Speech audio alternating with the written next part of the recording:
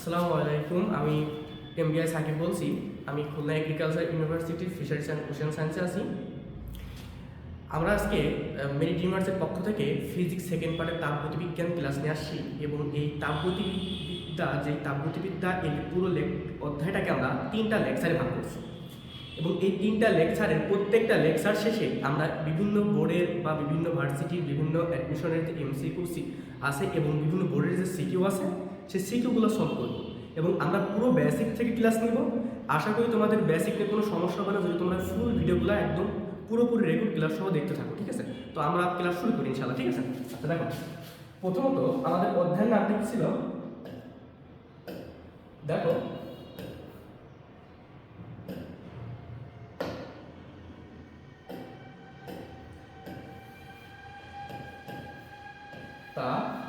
তাপগতিবিদ্যা, তাই না? আচ্ছা, এখন এখানে খেয়াল করো এই তাপগতিবিদ্যায় কি কি আছে।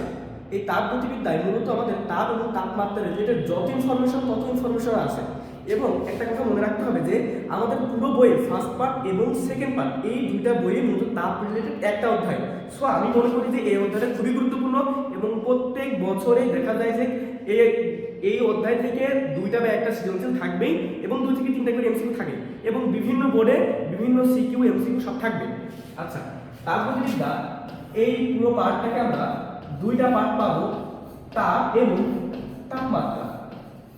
এখন তোমাদের জানতে হবে ভাই তাপ কি এবং এই তাপমাত্রাটা কি, কোনটা কি বা কোনটা আসলে কি ইন্ডিকেট করে। এইটা যদি তোমরা পুরোপুরি ক্লিয়ার না থাকো তখন এখানে তোমাদের বিভিন্ন ম্যাথের সমস্যা হবে। দেখো, তাপ হচ্ছে এক প্রকার শক্তি। আচ্ছা, আপাতত এতটুকু জানো যে তাপ এক প্রকার শক্তি। এরপর আগে তাপমাত্রা আসি, তারপর আমরা এখান থেকে তাপটা ক্লিয়ার করি। দেখো, তাপমাত্রা আসলে কি? তাপমাত্রা হচ্ছে যে তাপ চলাচলের দিক নির্ধারণ করে। দিক নির্ধারণ করবে। শুধু কি তাপ এই দিক নির্ধারণ করবে? না, তাপমাত্রা হচ্ছে এমন একটা কিছু যা কোন একটা বস্তু যে বেশি গরম নাকি কম গরম, আবার কোন একটা বস্তু বেশি ঠান্ডা নাকি কম ঠান্ডা, এই যে তাপীয় অনুভূতি, এই সেই তাপীয় অনুভূতিটা বোঝায়। তাপমাত্রা হচ্ছে এক্স্যাক্টলি একটা মান এবং এই মানটা যে কত বেশি কত কম, গরম হলে কত কত গরম, ঠান্ডা হলে কত কত ঠান্ডা, আবার কত কম ঠান্ডা কত গরম ঠান্ডা, এই যে মানগুলো প্রকাশ করতেছি, ঠিক আছে? তো এই মানটা আছে আমাদের তাপমাত্রা। তাহলে আমি এটাও বলতে পারি যে তাপীয় অনুভূতি, ঠিক আছে? তাপীয় অনুভূতি আমার কথা হচ্ছে নাই, তাপীয় অনুভূতি যে যদি হবে তাহলে তাপ চলাচলের দিক নির্ধারণ, এইটা বলতে আমি কি বুঝলাম খেয়াল করো। সেটা হচ্ছে যে আমি বললাম যে তাপ হচ্ছে একটা শক্তি, প্রথম কথা এটা বলছি। দেখো, এই শক্তিটা মনে করো এখানে 10 জুল আছে শক্তি, এখানে 20 জুল আছে শক্তি। সাপোজ ধরো এখানে 10 জুল, এখানে 20 জুল, আমরা 2টা মান নিছি। এখন এই 2টা মান, এইখানে একটা 20 জুল শক্তির একটা বস্তু আছে, এখানে 10 জুল শক্তির একটা বস্তু আছে। যদি এই 2টা বস্তু কাছাকাছি আনা হয়, কে তাপ গ্রহণ করবে কে তাপ বর্জন করবে? বেশি থেকে সবসময় বেশি থেকে কমের দিকে আমাদের এই তাপটা যাবে। তো এই যে বেশি থেকে কমের দিকে তাপ যাবে, এই যে এই জ্বরটা মূলত এই যে জ্বর দিক কোন দিকে যাচ্ছে এইটা নির্ধারণ করতে তাপমাত্রা, ঠিক আছে? এইবার তোমরা তাপ এবং তাপমাত্রা সম্পর্কে জানলা। এখন তোমরা দেখবা যে বিভিন্ন জায়গায় বিভিন্ন রকম কোশ্চিন আছে যে আসলে তাপটা কি তাপমাত্রা কি, বিভিন্ন এমসিকিউ থাকবে। এই এমসিকিউ গুলা আশা করি এর বাইরে কোথাও থাকবে না, ঠিক আছে? বিভিন্ন বোর্ডে বলো যেখানে বলো এর বাইরে কোনো এমসিকিউ লাইন থাকবে না। এবার আসি, আমরা তাপ এবং তাপমাত্রা সব কথা বললাম, এখন একটু খেয়াল করো। এবার আমরা বলছি যে তাপমাত্রা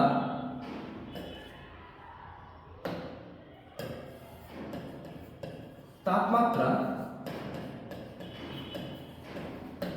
পরিমাপের মূলনীতি। একটু খেয়াল করো ভাই, এই যে তাপমাত্রা পরিমাপের মূলনীতি, এইটা যদি আমরা শিখতে চাই এখন আমাদের বিশেষ কিছু থিংস আমাদেরকে আগে জানতে হবে, এরপর আমরা এখানে আসবো। তাহলে আমরা এইটা একটু সরে যাই এখান থেকে। খেয়াল করো কি কি জানতে হবে। প্রথম কথা, উষ্ণতামিতি পদার্থ বা বস্তু, উষ্ণতামিতি পদার্থ বা বস্তু দ্বিতীয় কথা কি জানতে হবে,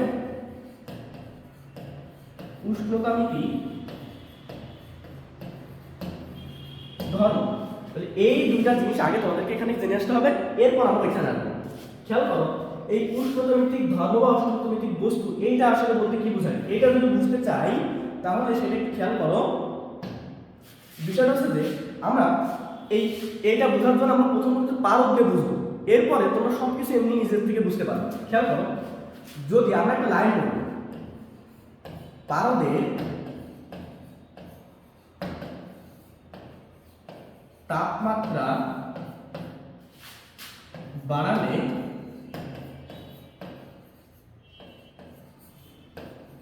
প্রসারণ ঘটে, ঠিক আছে? একটু খেয়াল করো, এই যে একটা লাইন লিখছি যে পারদের তাপমাত্রা বাড়ালে তার প্রসারণ ঘটে। এবার একটু দেখো, এই যে তাপমাত্রা বাড়ালে প্রসারণ ঘটে, একটা কথা হচ্ছে পারদ, আমরা এটা হাইলাইট করবো, আর একটা কথা হচ্ছে প্রসারণ কথা, এটা একটু হাইলাইট করবো। খেয়াল করো, পারদের তাপমাত্রা বাড়ালে প্রসারণ ঘটে, এই দুইটা জায়গা থেকে আমরা এই দুইটা জিনিস শিখে যাবো। কিভাবে? তুমি মনে করো এখানে পারদ দিলে, মনে করো এখানে পানি নিছো, ঠিক আছে, এখানে মনে করো কাঁচ নিচ্ছ, এরকম বিভিন্ন পদার্থ নিচ্ছ বা বিভিন্ন বস্তু নিচ্ছ। এইবার এই বস্তু নেওয়ার পরে তোমাকে দেখতে হবে যে তাপমাত্রা প্রয়োগ করলে এই সব পদার্থের মধ্যে কোন পদার্থে যে কোনো এক ধর্মের খালি চোখে দেখা যাবে বা উল্লেখযোগ্য পরিবর্তন ঘটবে। মনে করো যে পাল্টা তাপমাত্রা প্রয়োগ বাড়ালাম, প্রসারণ ঘটে। ভাই এই তোমরা এই যে থার্মোমিটার দেখছো না, থার্মোমিটারে যদি আমরা গায়ে বডিতে লাগাই, যদি জ্বর আসে বা জ্বর নাই আসে, বডিতে লাগাই, তখন দেখবা সাথে সাথে পারদ এখান থেকে উপরের দিকে আস্তে আস্তে উঠতে থাকে, মানে কি দৈর্ঘ্য প্রসারণ থাকে। ভাই এটাকে আমরা খালি চোখে দেখতে পারতেছি না, এটা আমরা খালি চোখে দেখতে পাচ্ছি, এইটাকে বলা হয় উল্লেখযোগ্য পরিবর্তন। একটু খেয়াল করো, পারদের তুমি এরকম তাপমাত্রা বাড়াইলে এই দৈর্ঘ্যের প্রসারণের উল্লেখযোগ্য একটা পরিবর্তন দেখতে পাবা, কিন্তু পানি বা এই কাঁচের ক্ষেত্রে সেই উল্লেখযোগ্য পরিবর্তনটা দেখতে পারবা না। তাহলে যার উল্লেখযোগ্য পরিবর্তন থাকবে তার আমরা এই দুটো জিনিস নির্ণয় করতে পারবো, তাছাড়া অন্য কারো এই দুটো জিনিস নির্ণয় করতে পারবো না। একটু খেয়াল করো, প্রথম কথা আছে যে উষ্ণতামিতিক বস্তুটা কাকে বলে, এটা আসে যে বস্তুর বা যে সকল বস্তুর দেখা যায় যে তাপমাত্রা প্রয়োগ করলে তার বিশেষ এক ধরনের বা ওই বস্তুর বিশেষ ধরনের ধর্মের উল্লেখযোগ্য পরিবর্তন করতেছে, তাহলে আমরা ওই বস্তুকে বলবো যে এ হচ্ছে উষ্ণতামিতিক বস্তু। যেই বস্তুর কোনো ধর্মের একটা উল্লেখযোগ্য পরিবর্তন করতেছে, আমার কথাটাই সংজ্ঞা মুখস্থ করতে হবে না, সংজ্ঞা আমরা এখান থেকে শিখে যাবো, বুঝে যাবো। দেখো পারদ একটা পদার্থ, একটা বস্তু। তো এই পারদ যে একটা পদার্থ বা একটা বস্তু, তো এটাকে আমরা কি বলতেছি বলো, এটাকে আমরা বলতেছি যে উষ্ণতামিতিক বস্তু। এখন এইখান থেকে সংজ্ঞা আসতেছে কিভাবে, যে যে বস্তুর কোন এক তাপমাত্রা প্রয়োগ করলে যে কোনো ধর্মের একটা পরিবর্তন হবে, তাহলে ওই বস্তুকে বলবো উষ্ণতামিতিক বস্তু। যেহেতু পারদের তাপমাত্রা প্রয়োগ করার কারণে দৈর্ঘ্য প্রসারণের একটা উল্লেখযোগ্য পরিবর্তন হচ্ছে, তাহলে পারদ আমাদের এখানে হবে উষ্ণতামিতিক বস্তু। উষ্ণতামিতিক ধর্ম কাকে বলে, তুমি কোনো একটা পদার্থ নাও, কোনো একটা বস্তু নাও, কোনটা বস্তুর তাপমাত্রা প্রয়োগ করো, দেখা যাচ্ছে যে ধর্মের উল্লেখযোগ্য পরিবর্তন ঘটবে, যেই ধর্মের উল্লেখযোগ্য পরিবর্তন ঘটবে সেই ধর্মকে বলা হবে উষ্ণতামিতিক ধর্ম। তাহলে আমরা এখান থেকে সংজ্ঞা মুক্ত করার কোনো কিছু নেই, এখান থেকে বুঝে গেলাম। এবার খেয়াল করো, এই যে এই উষ্ণতামিতিক ধর্ম যেটা আমরা বলতেছি, এই উষ্ণতামিতিক ধর্ম এইটাকে আমরা এক্স দ্বারা প্রকাশ করবো। এটা আমি আগেই বলে রাখলাম, কারণ এখানে আমাদের কিছু ক্যালকুলেশন আছে, ঠিক আছে? তাহলে এই উষ্ণতামিতিক ধর্মকে আমরা কি দ্বারা প্রকাশ করবো, এক্স দ্বারা প্রকাশ করবো। আচ্ছা, তাহলে দেখো আমরা এখান থেকে উষ্ণতামিতিক পদার্থ শিখে গেলাম, উষ্ণতামিতিক ধর্ম শিখে গেলাম। এইবার একটু আসি, এইবার সেটা আছে যে তাপমাত্রা পরিমাপের যে মূলনীতি, এখানে আমরা দুই ধরনের মূলনীতি শিখব। একটা হচ্ছে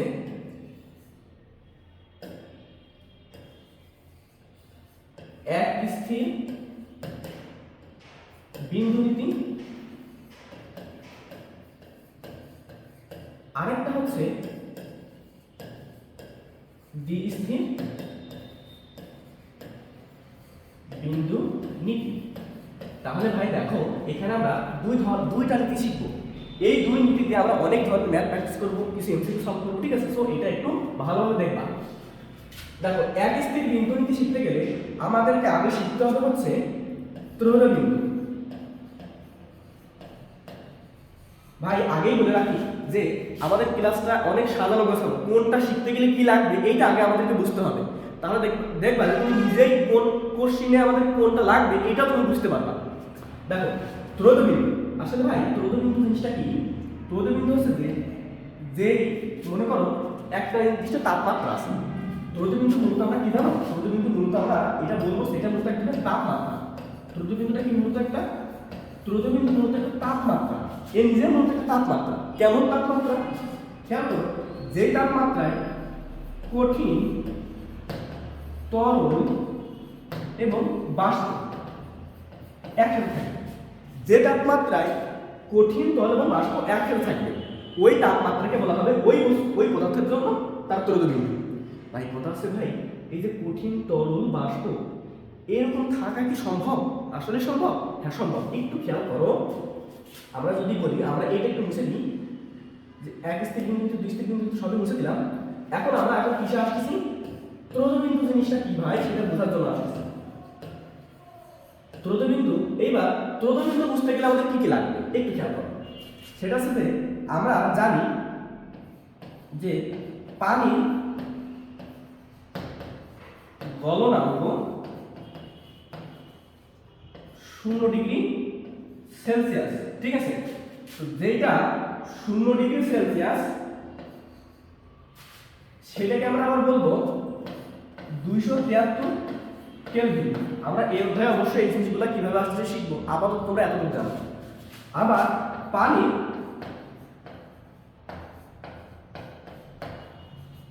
স্ফুটনাঙ্ক 100 degree Celsius, 100 degree Celsius, 100 degree Celsius অথবা 373 কেলভিন, ঠিক আছে? এই দুটো লাইন আগে তোমাকে জানতে হবে। এখন এই দুটো লাইন জানার মাধ্যমে আমরা যেটা করবো, আরো দুটো লাইন তোমাদেরকে জানতে হবে। সেটা হচ্ছে যে একটু খেয়াল করো, ত্রোধবিন্দু জিনিসটা তো আসল, তাই না? এইবার আমরা পানির গলনাঙ্ক স্ফুটনাঙ্ক এখান থেকে দেখে বললাম। এবার আরেকটা জিনিস তোমাকে জানতে হবে, সেটা হচ্ছে যে চাপের সাথে এই গলনাঙ্ক এবং স্ফুটনাঙ্কের সম্পর্ক। আমরা এখানে দুইটা জিনিস আনছি, একটা আছে গলনাঙ্ক আনছি, একটা আছে স্ফুটনাঙ্ক আনছি। চাপের সাথে এই গলনাঙ্ক স্ফুটনাঙ্কের সম্পর্ক কি ভাই? এই সম্পর্কটা সবথেকে বেশি গুরুত্বপূর্ণ। খেয়াল করো, তুমি যদি চাপ বাড়াও তখন গলনাঙ্ক কমবে। মানে কি জানো? চাপের সাথে গলনাঙ্কের সম্পর্ক হচ্ছে ব্যস্তানুপাতিক, আবার চাপের সাথে স্ফুটনাঙ্কের সম্পর্ক হচ্ছে সমানুপাতিক। প্রথম কথা হচ্ছে যে তোমাকে এইটা জানতে হবে, ঠিক আছে? যে চাপ বাড়াইলে গলনাঙ্ক কমে এবং চাপ সাথে সাথে স্ফুটনাঙ্ক বাড়বে। আবার চাপ কমাইলে, যদি তুমি চাপ হ্রাস করো তখন গলনাঙ্ক বাড়বে, স্ফুটনাঙ্ক হ্রাস পাবে। ব্যাপারটা সেটা। এইবার তোমাদের এই যে জিনিসটা চাপের সাথে গলনাঙ্কের সম্পর্ক কি, স্ফুটনাঙ্কের সম্পর্ক কি, এইটা একটু মনে রাখো। আর পানির গলনাঙ্ক কত এবং পানির স্ফুটনাঙ্ক কত এটা একটু মনে রাখো। এবার আমরা ত্রোধবিন্দুটা শিখে নেবো, ঠিক আছে? খেয়াল করো, এবার দেখো ত্রোধবিন্দু শেখার জন্য একটা গ্রাফ আঁকবো। খেয়াল করো, গ্রাফ যদি আঁকি এখানে, এই গ্রাফে এটা হচ্ছে এক্স অক্ষ আর এটা হচ্ছে ওয়াই অক্ষ, ঠিক আছে? এটা এক্স অক্ষ, এটা ওয়াই অক্ষ। এক্স অক্ষ বরাবর আমরা নিব হচ্ছে তাপমাত্রা, কিসে নিব? কেলভিনে নিব। এই পিছনে রিজন সবই বলবো। এবং ওয়াই অক্ষ বরাবর নিব হচ্ছে চাপ, কোন এককে? অ্যাটমোস্ফিয়ার এককে। তাহলে ওয়াই অক্ষ বরাবর আমরা নিলাম চাপ এবং এক্স অক্ষ বরাবর নিলাম তাপমাত্রা, এবং কোন এককে নিলাম এটা একটু খেয়াল রাখো। এইবার আসো দেখো, সেটা হচ্ছে যে এই যে ধরো এই পয়েন্টটাকে, এই যে মিডিলে যে পয়েন্টটাকে, এটাকে ধরলাম আমরা 1 অ্যাটমোস্ফিয়ার। কয় অ্যাটমোস্ফিয়ার? 1 অ্যাটমোস্ফিয়ার। ভাই কথা সে 1 অ্যাটমোস্ফিয়ার কেন ধরবো? কারণ আমরা এই যে পরিবেশটাতে আসি, এই পরিবেশের চাপ হচ্ছে 1 অ্যাটমোস্ফিয়ার বা 1 বায়ুমণ্ডলের চাপ, ঠিক আছে? তো এইটাকে আমরা কি ধরে নিলাম যে এই আমাদের এই পয়েন্টটা 1 অ্যাটমোস্ফিয়ার। এই পয়েন্টটা কেন ধরলাম এটা বুঝতে পারলাম।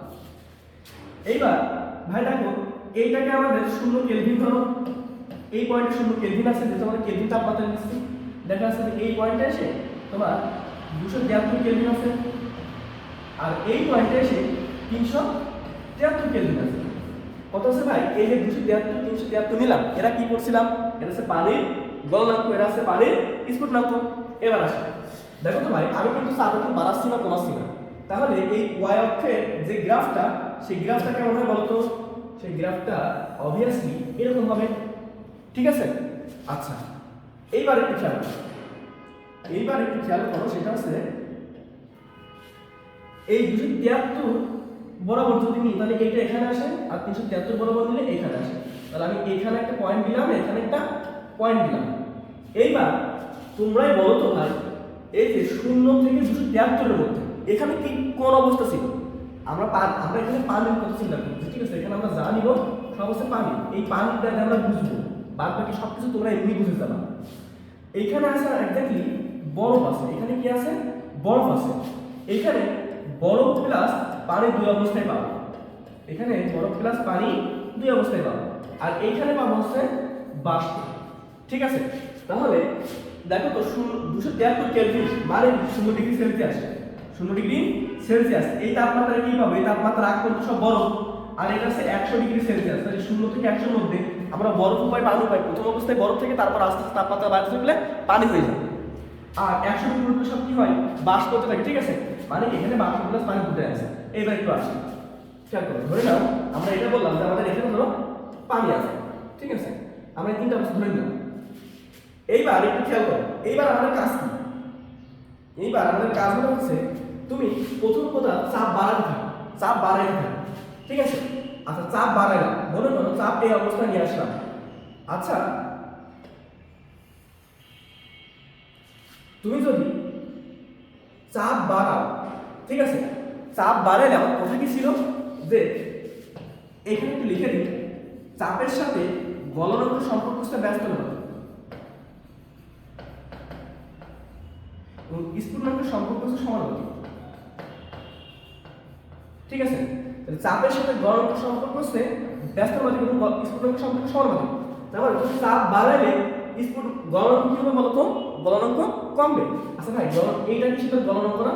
গলনাঙ্ক মানে কি এদিকে চলে আসে না? তাহলে এই পয়েন্টটা হিসেবে চিন্তা করলে তাহলে গলনাঙ্ক আমাদের সাপোজ ধরো এখানে আসে, ঠিক আছে? সাপোজ ধরো গলনাঙ্ক এই পয়েন্টে আসে। এইবার একটু খেয়াল করো, চাপ যখন বাড়াইলাম তখন স্ফুটনাঙ্ক কি হয়? দেখো, চাপ বাড়াইলে স্ফুটনাঙ্ক বাড়বে। আচ্ছা, স্ফুটনাঙ্ক বেড়ে মনে করো এই পয়েন্টে আসে, ঠিক আছে? গেল। এইবার তুমি চাপ বাড়াইলে না, বরং চাপ কমাইলে। এবার একটু যদি চিন্তা করো যে চাপ বাড়াইলে না, চাপ কমাইলে, কত তুমি আসবে? 0.006 অ্যাটমসফিয়ার এই চাপ আনলাম, ঠিক আছে? 0.006 এই অ্যাটমসফিয়ার এই চাপটা আনলাম। ভাই তুমি যখন এই চাপে আনলে, ঠিক আছে? আচ্ছা, এই চাপের আগে বছর আরেকটা চাপ আনছো এইখানে। এখন চাপ তো কমাই ফেলছে, চাপ কমাইলে কি হয়? গলনাঙ্ক বাড়বে। আচ্ছা, এই গলনাঙ্ক বাড়া মানে কি? এই দিকে চলে আসে, গলনাঙ্ক বাড়া মানে কি? এই দিকে চলে আসে। এইবার স্ফুটনাঙ্ক কি হবে বলতো? স্ফুটনাঙ্ক অবশ্যই হ্রাস পাবে, হ্রাস পায় এইখানে চলে আসে। যখন 6 অ্যাটমসফিয়ার আনলে তখন তো চাপ কমাই দিলে, চাপ কমাই দিলে গলনাঙ্ক কি হলো? গলনাঙ্ক বাড়লো, ঠিক আছে? গলনাঙ্ক বাড়লো আর স্ফুটনাঙ্ক কমলো। তো গ্রাফটা যদি আমরা একটু খেয়াল করি, আসলে গ্রাফটা কেমন হয় একটু দেখো। এই গ্রাফটা যদি আমরা অঙ্কন করি, গ্রাফটা এক্স্যাক্টলি এরকম হয়। এইবার একটু চিন্তা করো, এই যে এই পয়েন্টটা, এই পয়েন্টে কি আছে জানো? পানির তিনটা অবস্থা আছে। আমি কিন্তু তোমাদের আরো একটু ক্লিয়ার রাখি,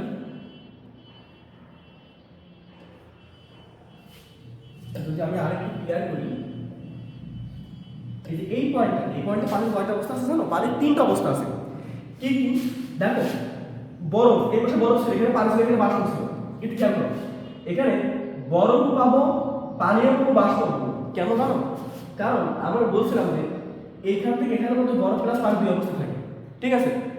আবার তুমি যত চাপ কমাই দিবা তত তোমার ওইটা সহজে বাষ্প হয়ে যাবে, ঠিক আছে? মানে কি স্ফুটনাঙ্ক কমে যাবে আর সহজে বাষ্প হয়ে যাবে।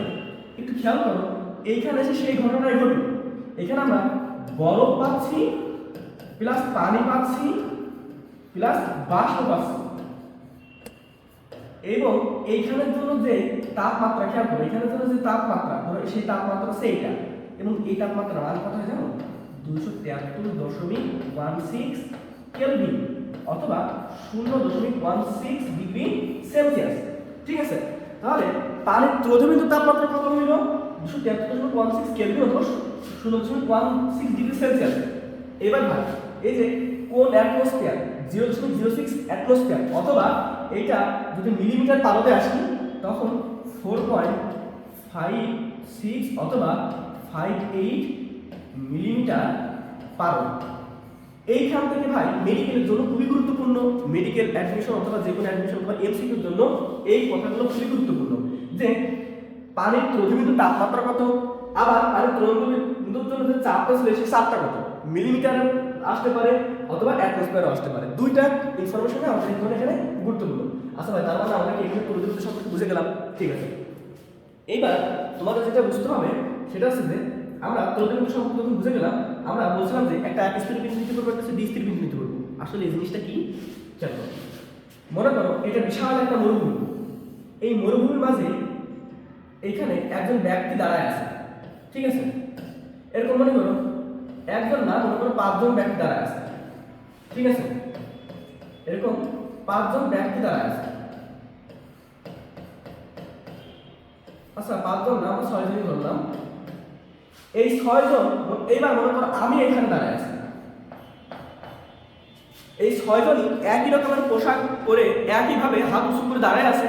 আমি জিজ্ঞাসা এখানে ফোন হাতে নিয়ে বললাম তুমি কোথায়? আমি কাউকে খুঁজতেছি, তাকে বলছি তুমি কোথায়? 6 জনের কানেই মনে করো ফোন এখন। ঠিক আছে, 6 জনের কানেই ফোন। খেয়াল করো তো, তাহলে বুঝতে পারবো যে 6 জনে হাত উঁচু করে আছে, 6 জনে কানে ফোন ধরে আছে। আমি এখান থেকে বুঝতে পারবো ওই ব্যক্তিটা কে, কাকে খুঁজতেছি আমি বুঝতে পারবো না। এইবার একটু আসো, এইবার বোঝার একটু উপায় বের করে দিই। মনে করো এইখানে একটা গাছ আছে, সাপোজ এইখানে একটা গাছ আছে। ঠিক আছে, ফোনে আমি বলে দিলাম গাছের সাথে যে ব্যক্তি সেই ব্যক্তিটা এবং সামনের সারিতে দেখো তো গাছের সাথে গেছিল এই ব্যক্তি। এইবার দেখো তো, এইবার কিন্তু আমি চিনে গেলাম।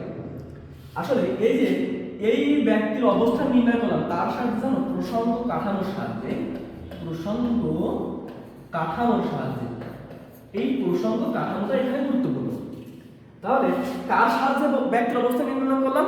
প্রসঙ্গ কাঠামোর সাহায্যে। তার মানে কি জানো, কথা হচ্ছে যে আমরা যে কোনো কিছু অবস্থা নির্ণয় করতে গেলে আমাদের প্রসঙ্গ কাঠামো দরকার। এখন কথা হচ্ছে ভাই আমরা এখন তাপমাত্রা আসছে না, তো একটা তাপমাত্রা জানা থাকবে আর একটা তাপমাত্রা বের করতে হবে।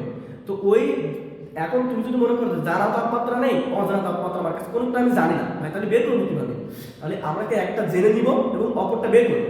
ঠিক আছে, তাহলে দেখা যাচ্ছে যে যদি একটা তাপমাত্রার দিকে লক্ষ্য করে আমরা অন্য একটা তাপমাত্রা নির্ণয় করতে চাই, তখন ওই নীতিকে আমরা বলবো যে এক স্থির বিন্দু নীতি। এবং ওই যে বিন্দু মনে রাখবা, এই তাপমাত্রা এবং তাপমাত্রা অধ্যায়ে আমরা যেসব জায়গায় বিন্দু বলবো সব বিন্দুগুলো আসলে তাপমাত্রা ইন্ডিকেট করবে, এতটুকু মনে রাখতে হবে।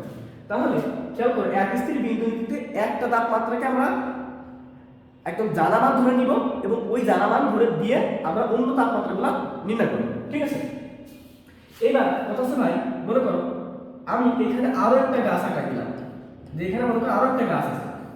তাহলে বলবো যে দুই গাছের মাঝে আছে 4, তাহলে ভাই আরো সহজ হয়ে গেল না? তো এই যে দুইটা প্রসঙ্গ কাঠামোর সাহায্যে একটা বস্তুর অবস্থান নির্ণয় করলাম, এটাকে বলা হচ্ছে ভাই দ্বিস্থির বিন্দু নীতি।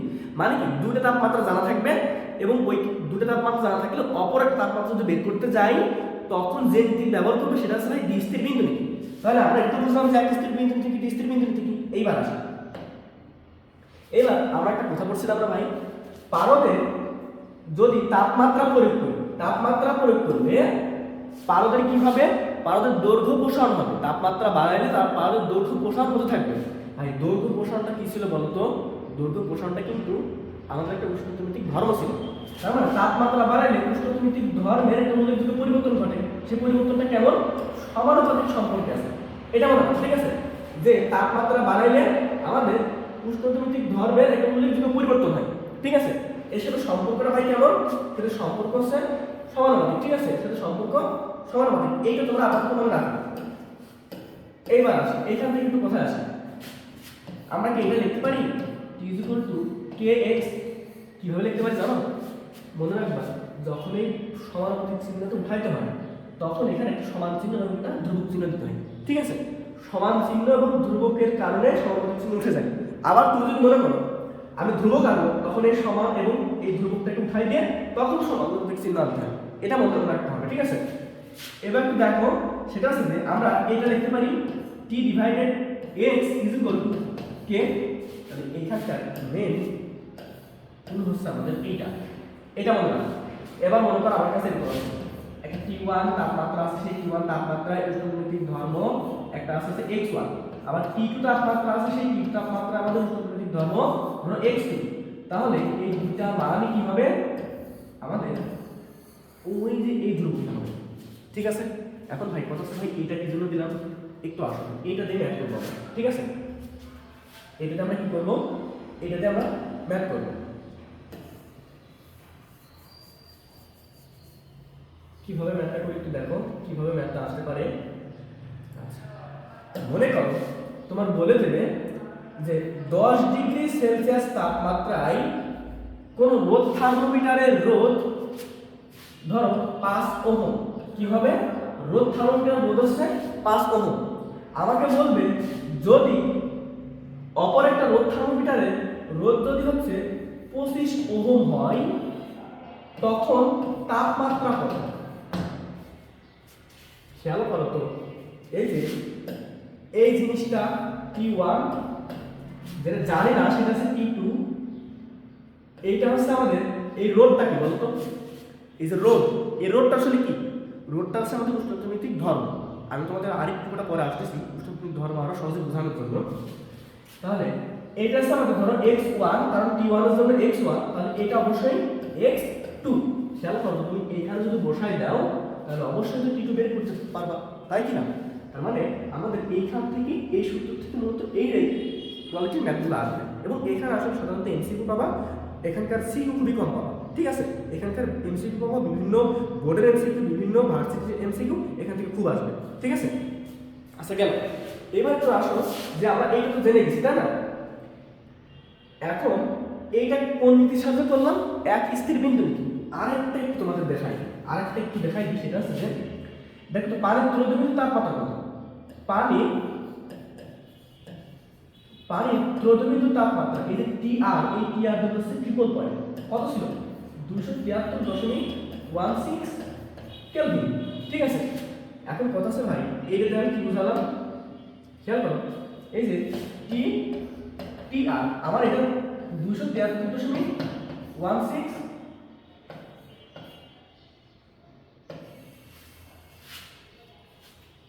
কেলভিন, এটা তোমরা জানো, ঠিক আছে। এমাত্র পড়ে আসো, এটাতে কি বুঝালাম ভাই, এইটাতে একটা ম্যাপ দেখো, খুবই গুরুত্বপূর্ণ ম্যাপ। সেটা হচ্ছে যে প্রশ্ন দেখো, পানি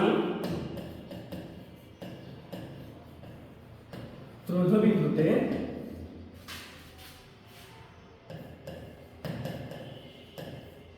রোদ থার্মোমিটারের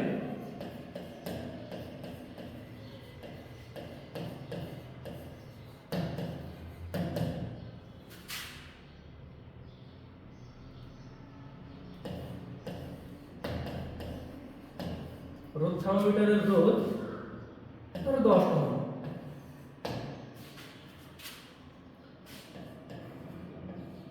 5 ডিগ্রি সেলসিয়াস তাপমাত্রায়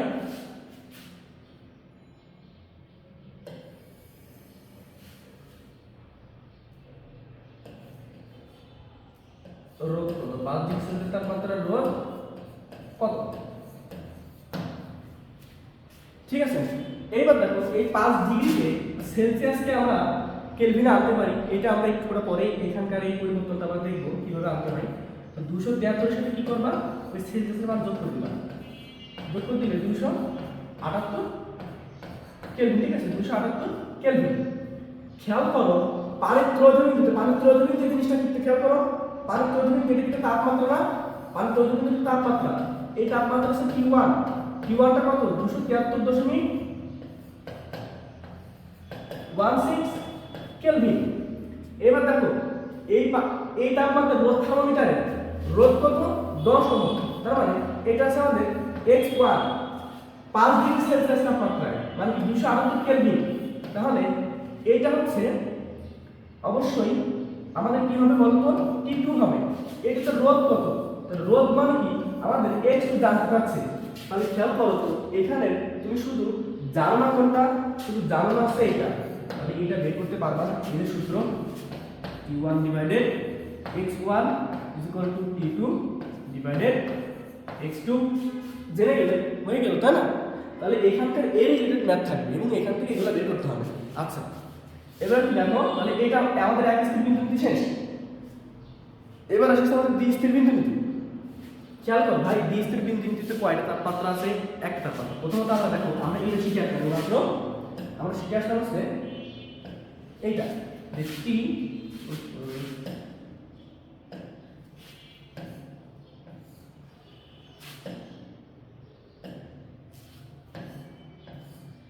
is proportional to x, তাই না?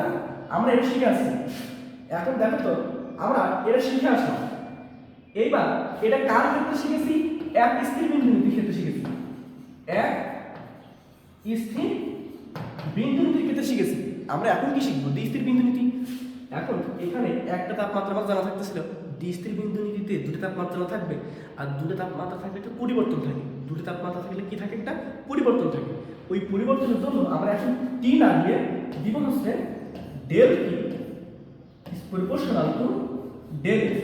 ভাই দেখো তো, যে তাপমাত্রা সেই তাপমাত্রার জন্য একটা এক্স থাকতেছে, তার মানে তাপমাত্রা যেহেতু দুইটা আমরা জানি, তার মানে তার জন্য কি দুইটা এক্স থাকবে। যদি তাহলে তাপমাত্রার পরিবর্তন থাকলে অবশ্যই এক্স এর পরিবর্তন থাকবে। এর জন্য আমরা কি লিখতেছি? Del t is proportional to del x. এটা তো বুঝতে পারছো? ঠিক আছে, তো এটা হচ্ছে আমাদের মূল কথা। এইবার আসা, এইবার এটার জন্য দেখো, পানির গলনাঙ্ক আমরা জানতাম, পানির স্ফুটনাঙ্ক জানতাম। ভাই পানির গলনাঙ্কের জন্য যে তাপমাত্রা, সেই তাপমাত্রাকে আমরা টি আই দ্বারা প্রকাশ করব। ঠিক আছে, এইবার পানির যে স্ফুটনাঙ্কের জন্য যে তাপমাত্রা, সেটাকে আমরা টি স্টিম দ্বারা প্রকাশ করব। কি দ্বারা প্রকাশ করব? টি স্টিম। ঠিক আছে, খেয়াল করো, টি আইস দিলাম, টি স্টিম দিলাম। হ্যাঁ, এই টি আইস এর জন্য উষ্ণতামিতিক যে ধর্ম, সে ধর্ম হচ্ছে এক্স আইস, এবং টি স্টিমের জন্য যে উষ্ণতামিতিক ধর্ম, সেটা হচ্ছে এক্স স্টিম। ঠিক আছে, তাহলে ভাই যেটা জানি না, যে তাপমাত্রা কিছু জানা, এটা হচ্ছে অজানা তাপমাত্রা। এটা কেমন তাপমাত্রা? অজানা তাপমাত্রা। এই অজানা তাপমাত্রার জন্য তাহলে একটা অজানা এক্স থাকবে, সেই এক্স হচ্ছে এটা। ঠিক আছে, এইবার এইখান থেকে আমরা একটা দুটো সমীকরণ আনবো, সেই সমীকরণ থেকে মূলত আমরা সমীকরণ প্রতিষ্ঠা করবো। খেয়াল করো কিভাবে, সেটা হচ্ছে দেখো, প্রথম কথা আমরা প্রথমত এই দুটার মধ্যে সম্পর্ক স্থাপন করবো। ঠিক আছে, এই দুটার মধ্যে সম্পর্ক স্থাপন করবো। এই দুটার মধ্যে সম্পর্ক স্থাপন করলে তাপমাত্রার পরিবর্তন কি আসবে? টি টি আইস, টি থেকে টি আইস, এটা তাপমাত্রার পরিবর্তন। এখন ভাই এই সমানুপাতিক চিহ্ন উঠাই দিয়ে ইজ ইকুয়াল টু কে ধ্রুবক দেওয়া যায়। ঠিক আছে, ইজ ইকুয়াল টু দিয়ে কে ধ্রুবক দেওয়া যায়, দিয়ে এই যে ডেল এক্স এর কি অন্তর হবে বলো তো? x minus x ice, x minus x ice. ঠিক আছে, এটা লিখলাম, এটাকে আমরা দিলাম এক নম্বর সমীকরণ। এবার ভাই এই দুটার জন্য একটা সমীকরণ প্রতিষ্ঠা করব। তাহলে এটার জন্য বড় তাপমাত্রা কোনটা? টি স্টিম মাইনাস টি আইস। ভাই টি স্টিমে আমাদের এক্স কি ছিল? এক্স স্টিম ছিল, টি স্টিম আমাদের আর টি আইস আমাদের ছিল এক্স আইস। এটা আছে আমাদের 2 নম্বর সমীকরণ। এইবার আসি ভাই, এইবার আসলে আমাদের মূল ক্যালকুলেশন, সেটা দেখো, আমরা এইটা একটু মুছে দিই। ঠিক আছে, এইটা আর এইটা একটু মুছে দিই।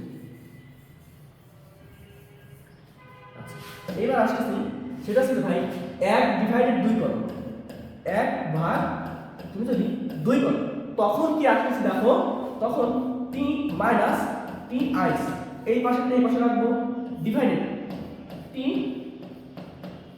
স্টিম মাইনাস টি আইস।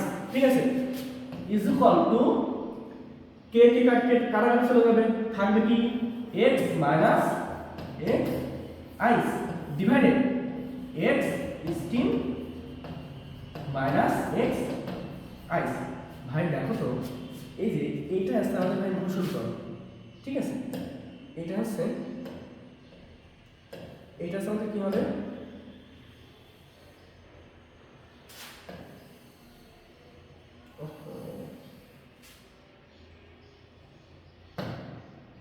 আচ্ছা দাঁড়ান একটু ওয়েট,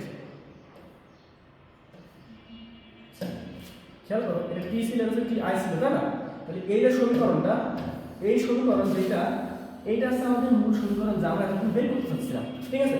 তাহলে এইটা দ্বি স্থির বিন্দু নীতির সাহায্যে আমাদের এই সমীকরণটা আমাদের থাকবে। ভাই লাভটা কি এত বড় সমীকরণ বের করে লাভটা একটু দেখো। আমরা প্রথমত মুছে আসি পুরো অংশগুলা কই গেল।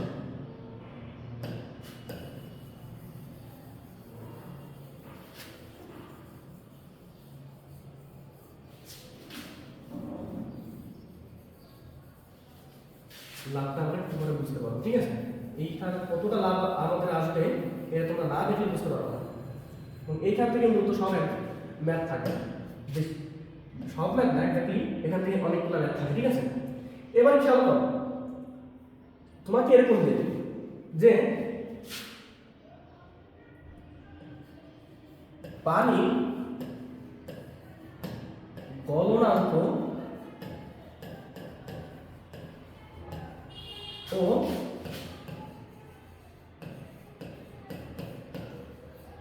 স্ফুটনাঙ্কের জন্য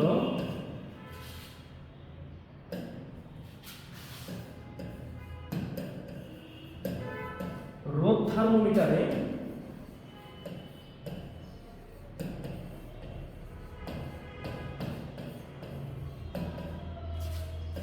রোদ যথাক্রমে দেখা যাচ্ছে 10 ওহম ও 5 ওহম করে, ঠিক আছে, 10 ওহম এবং 5 ওহম দিয়ে, হ্যাঁ।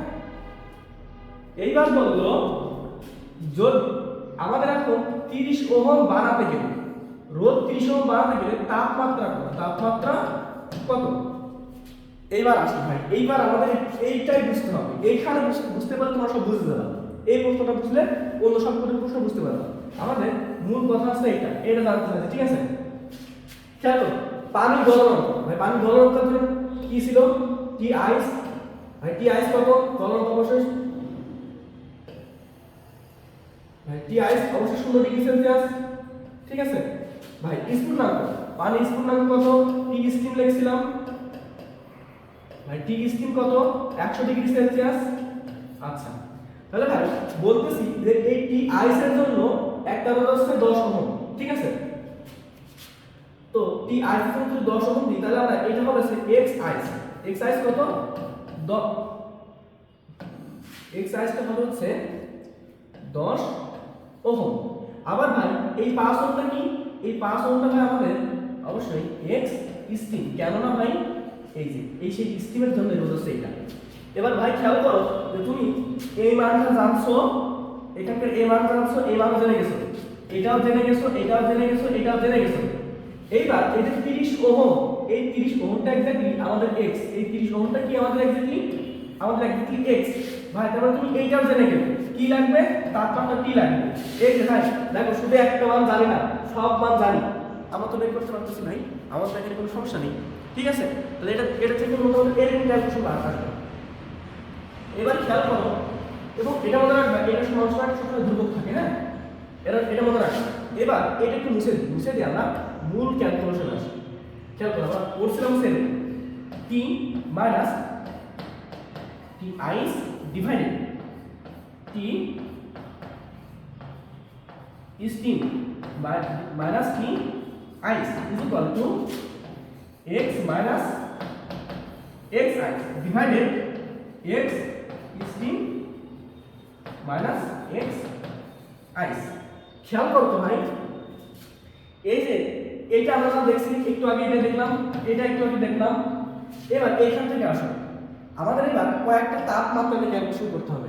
সেটা আছে যে আমরা সেলসিয়াস স্কেলের তাপমাত্রা দেখব, ফারেনহাইট দেখব, কেলভিন স্কেল দেখব, র্যাঙ্কিং স্কেল দেখব এবং রয়মান স্কেল দেখব, ঠিক আছে। এই 5টা স্কেল দেখব।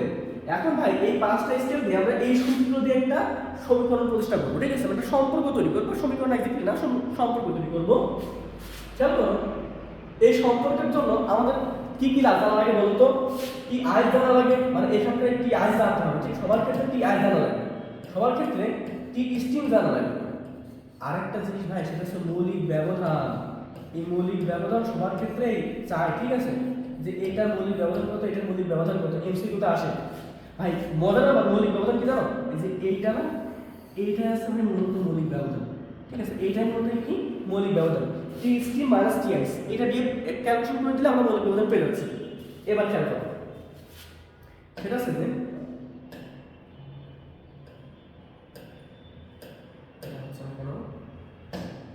ঠিক আছে, এবার দেখো তাহলে এইটা যদি একটু বলি যে সেলসিয়াসের ক্ষেত্রে কার ক্ষেত্রে ভাই কোন তাপমাত্রা কি, আমরা এটা একটু মনে রাখবো, ঠিক আছে, প্রত্যেকটা ক্ষেত্রে কি কি করতে হবে আমাদেরকে মনে রাখতে হবে। একটু আসি, এবার দেখো সেটা আছে যে সেলসিয়াসের ক্ষেত্রে সেলসিয়াস স্কেল এটা একটা থার্মোমিটার, ঠিক আছে, বা একটা স্কেল বলতে পারো, Celsius scale, Fahrenheit scale, Kelvin scale, Rankine scale, তারপর হচ্ছে রোয়মার স্কেল। এবার কি দেখো সেলসিয়াস স্কেলের ক্ষেত্রে টি আসলে কত 0 ডিগ্রি, টি স্টিমটা কত 100 ডিগ্রি। ভাই তাহলে মৌলিক ব্যবধান কত হচ্ছে, 100 থেকে 0 বিয়োগ করো, মৌলিক ব্যবধান আসছে 100। ফারেনহাইট স্কেলের ক্ষেত্রে টি আইস আছে 32, টি স্টিম আছে 212 এবং মৌলিক ব্যবধান 180। কেলভিন স্কেলের ক্ষেত্রে 273 হচ্ছে টি আইস, টি স্টিম হচ্ছে 373 এবং মৌলিক ব্যবধান হচ্ছে 100। র্যাঙ্কিং স্কেলের ক্ষেত্রে মৌলিক যদি বলি টি আইসটা তখন হবে 472, সরি 492, 472, ঠিক আছে, 472 এবং 692 হচ্ছে আমাদের টি স্টিম এবং মৌলিক ব্যবধান হচ্ছে 180। রোয়মার স্কেলের ক্ষেত্রে টি আইস হচ্ছে 0 ডিগ্রি, টি স্টিম হচ্ছে 80 ডিগ্রি এবং মৌলিক ব্যবধান হচ্ছে 80। ভাই এই তথ্যটা আমাদের খুবই ভালোভাবে মুখস্থ রাখতে হবে, এটা খুবই গুরুত্বপূর্ণ ভাই, ঠিক আছে। এবার ভাই এটা তোমাদের বোঝালাম কি জন্য একটু খেয়াল করো, ঠিক আছে। এখন আমরা কি করবো জানো, আমরা এই অংশটা বাদ রাখবো, এই অংশটা এখন বাদ রেখে দিব, এই অংশটা আমরা কোনো কাজ করবো না। দেখো ওই পাশে কিন্তু আমাদের ধ্রুবক ছিল, তাই না, এই পাশে আমাদের একটা ধ্রুবক ছিল, ধ্রুবকটাকে রেখে দিলাম, ঠিক আছে। এবার একটু আসি, সেটা আছে যে তুমি ভাই এই টি আইস, তাই না, এই টি আইসটা এখন কিছু রাখবো না, এখন কি রাখবো খেয়াল করো, টি আমরা এখন সেলসিয়াস স্কেল জন্য নির্ণয় করতেছি, প্রত্যেকটি স্কেল জন্য আমাদের বের করতে হবে। প্রথমে আমরা সেলসিয়াস স্কেল নির্ণয় করতেছি, এই টি এস এর তখন সি হয়ে যাবে, এই যে টি আইস, ঠিক আছে, এই টি আইস সেলসিয়াস স্কেলের ক্ষেত্রে টি আইস কত 0, সেই 0 দিলাম। সেলসিয়াস স্কেলের ক্ষেত্রে এই টি স্টিমটা কত 100 মাইনাস সেলসিয়াস স্কেলের ক্ষেত্রে আইসটা কত ছিল 0, এটা কার সমান হবে, কে এর সমান হবে। এবার এটা আমরা মুছে দিতে পারি এবার, আর এটা থেকে আমরা যখন ক্যালকুলেশন করলাম প্রত্যেকটা স্কেলের ক্ষেত্রে এই একই ক্যালকুলেশন আমাদের কি করতে হবে দেখতে হবে, একটু দেখো সেটা আছে যদি আমরা এখন ফারেনহাইট স্কেল নিই, তাহলে ফারেনহাইটের ক্ষেত্রে আমরা প্রথমত কি দিব, টির জায়গায় এফ থাকবে, তারপরে আইস হচ্ছে 32, স্টিম হচ্ছে 212 মাইনাস 32। আমরা যদি কেলভিন নিই, কে মাইনাস 273, আইস 373 হচ্ছে আমাদের স্টিম এবং 273 হচ্ছে কি থাকে বলো, যদি 73 থাকে হচ্ছে আমাদের আইস, ঠিক আছে। এরকম করে র্যাঙ্কিং আমার যায় আছে ভাই, সবই তোমরা এই সিস্টেম ক্যালকুলেশন করবে, ঠিক আছে। এবার মনে করো এই ক্যালকুলেশনটা তোমরা করলে, এই সেম ক্যালকুলেশনটা করলে বরাবর ভাই এই ক্যালকুলেশনটা একটু তোমার একটু মাথায় আনো তো, এখান থেকে কি কি আসতে পারে, ঠিক আছে, এখান থেকে আমাদের কি কি আসা যায় একটু দেখো। যদি আমরা এখানে লাস্ট ক্যালকুলেশনে ফিনিশিং কি থাকে, f মানে 32, 212 মানে 32, ঠিক আছে, আমরা পুরোটা একটু মুছে দিলাম। আমরা আমাদের কি কি ছিল একটু খেয়াল করো, আমাদের হাতে কি কি ছিল, f minus 32, 212 minus 32, k minus 273, 373 minus 273 equal to c minus 0, 100 minus 0। একটু খেয়াল করো তো ভাই, এইখানকার এই ক্যালকুলেশন যদি আমরা এক্স্যাক্টলি আসি তাহলে এটা হয় কি না, f মাইনাস 32 নিচে আসছে 180, ঠিক আছে, তারপরে k মাইনাস 273 এখানে হচ্ছে 100 সি ডিভাইডেড 100। এইটা যদি ক্যালকুলেশন করা যায় আমরা বই দেখব একটা লাইন আছে c divided 5 is equal to f minus 32 divided 9 is equal to k minus 273 divided 5। এই লাইনটা আমাদের এখান থেকে আসে, ঠিক আছে। লাস্ট যে ফিনিশিং লাইন, সেই ফিনিশিং লাইনটা পাচ্ছে আমরা এইটা, ঠিক আছে। লাস্ট ফিনিশিং লাইনটা কি পাই? লাস্ট ফিনিশিং লাইন পাচ্ছে এইটা। এখন এইটা আমাদের দরকার, আমরা এইটা লিখে দিলাম, ঠিক আছে। আমরা ধরো এই লাইনটা আমরা এখন এখানে এটা আমরা লিখে দিব। কি পাইছিলাম লাস্টে? C divided 5 f minus 32 divided 9 is equal to k minus 273 divided 5। এটা আমাদের হাতে ছিল, ঠিক আছে। এইখান থেকে কি কি আসবে? ভাই বলবে যে সেলসিয়াস স্কেলে কোন বস্তুর তাপমাত্রা কত? 10 ডিগ্রি সেলসিয়াস। তাহলে ভাই ফারেনহাইট স্কেল কত? ফারেনহাইট স্কেল 1, ভাই সেলসিয়াস স্কেলে কত? 10। তাহলে 10 এখানে দাও, নিচে 5 আছে 5 দাও। কার কার মধ্যে সম্পর্ক? সেলসিয়াস এবং ফারেনহাইটের মধ্যে, ঠিক আছে। তাহলে ফারেনহাইট আমরা জানি না, 32 ডিভাইডেড 9। এইটার ক্যালকুলেশন করো, এটার ক্যালকুলেশন করো। এখানে আসে ক্যালকুলেশন, এটা ক্যালকুলেশন করলে হচ্ছে দিকে 18 f মাইনাস 32 মানে f is equal two exactly হচ্ছে 50, ঠিক আছে। তার মানে যখন হচ্ছে ফারেনহাইটের সেলসিয়াসের 10 ডিগ্রি সেলসিয়াস, ফারেনহাইটের তখন 50 ডিগ্রি সেলসিয়াস, ঠিক আছে। এরকম ব্যাপার। এবার এখান থেকে খুবই গুরুত্বপূর্ণ যেটা, সেটা হচ্ছে যে কোন তাপমাত্রায় দুটো কথা আসে। কোন তাপমাত্রায় সেলসিয়াস এবং ফারেনহাইট সমান এবং কোন তাপমাত্রায় কেলভিন এবং ফারেনহাইট সমান। এই দুটো ভাই মেডিকেলে বহুবার আসে, মেডিকেল পরীক্ষা, ঠিক আছে। ম্যাথ পরীক্ষা, মেডিকেল ডেটাল পরীক্ষা অনেকবার আসে। তো এই মানটা তোমরা মুখস্থ রাখবা, আমি অবশ্যই ম্যাথটা করে দিব, তারপরে মুখস্থ রাখবা minus 40 degree Celsius, sorry 40 degree Celsius না 40 degree minus 40 degree minus 40 degree, ঠিক আছে। কি দিল? Minus 40 degree. কেলভিন এবং ফারেনহাইট কোন তাপমাত্রার সমান? 574.25 এই ডিগ্রিতে সমান, ঠিক আছে। ভাই আমাদের কোশ্চেন কি ছিল? কোন তাপমাত্রায় সেলসিয়াস এবং ফারেনহাইট দুটার মানই সমান। খেয়াল করো, আমরা সেলসিয়াস এবং ফারেনহাইটের মধ্যে একটা সম্পর্ক জানতাম, c minus c divided 5 f minus 32 divided 9। খেয়াল করো, সেলসিয়াস এবং ফারেনহাইট সমান না, যে কোনো একটা জায়গায় যেটা বসাই দাও, তাহলে সি থেকে এফ দিয়ে দিলাম ডিভাইডেড 5, ওই এফ এখানে থাকলো 9f, তারপর হচ্ছে 5f মাইনাস 160। এইটা থেকে ক্যালকুলেশন করলে exactly f is equal to power আছে মাইনাস 40 ডিগ্রি, ঠিক আছে। অনুরূপভাবে কেলভিন এবং ফারেনহাইটের মধ্যে সম্পর্ক আছে, দেখবা